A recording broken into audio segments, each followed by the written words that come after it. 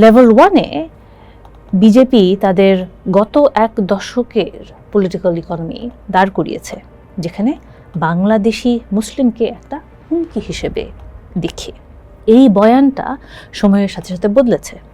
90-এর দশকের শুরুর দিকে ইনফিলট্রেটর শব্দ থেকে শুরু করে 2019 সালে অমিত শাহের দেওয়া টার্মাইটস অথবা উইপোকা গালি হিসেবে এসছে, এবং সবশেষে সিটিজেনশিপ অ্যামেন্ডমেন্ট অ্যাক্ট বা সিএ এর আইনি রূপ আমরা দেখতে পাই।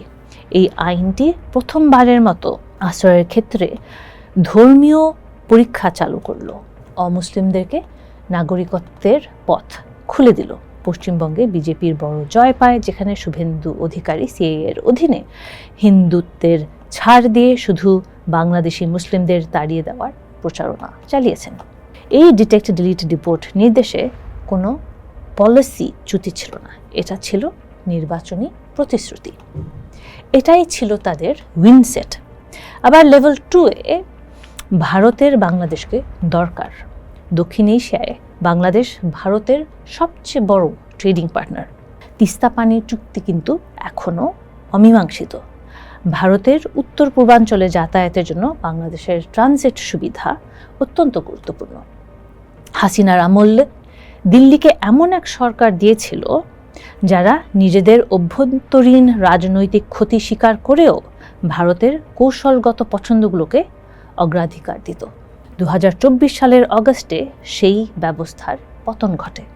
এরপর ইউনূসের অন্তর্বর্তীকালীন সরকার অধীনে দ্বিপক্ষীয় সম্পর্ক সবচাইতে ভলাটাইল হয়ে ওঠে আমাদের ইতিহাসে। দীনেশ ত্রিবেদীকে ক্যাবিনেট পদমর্যাদায় নিয়োগ দেওয়াটা মূলত লেভেল 1-এ কোনো ছাড় না দিয়ে লেভেল 2-এর সম্পর্ক জোড়া লাগানোর একটা ভারতীয় চেষ্টা। 2024 সালের জুলাই আগস্টের ক্রাইসিসের পর দীর্ঘ 2 বছর যে ভিসা সম্পূর্ণ বন্ধ ছিল তা হঠাৎ চালু বা ভিসা রিজাম্পশন করার মাধ্যমে স্বাভাবিকতার বার্তা দেওয়া হচ্ছে। ক্যাবিনেট পদমর্যাদা দিয়ে বোঝানো হচ্ছে স্ট্র্যাটেজিক প্রায়োরিটি, কিন্তু এর কোনোটি পুশিন বন্ধ করা, বহিষ্কারের আগে জাতীয়তা যাচাই করা কিংবা বাংলাদেশে ইতিমধ্যে যে 120 জন নিশ্চিত ভারতীয় নাগরিকের তালিকা নথিবদ্ধ করেছে তাদের ফেরত নেওয়ার কোনো প্রতিশ্রুতি দেয় না।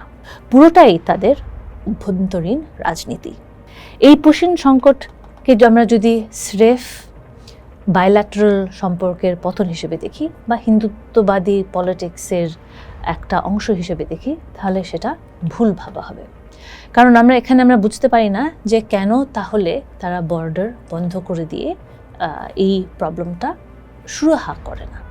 কেন আমরা বারবার দেখি কিভাবে শ্রমজীবী দরিদ্র বাংলাদেশিদের চিত্রটাই সামনে আসে।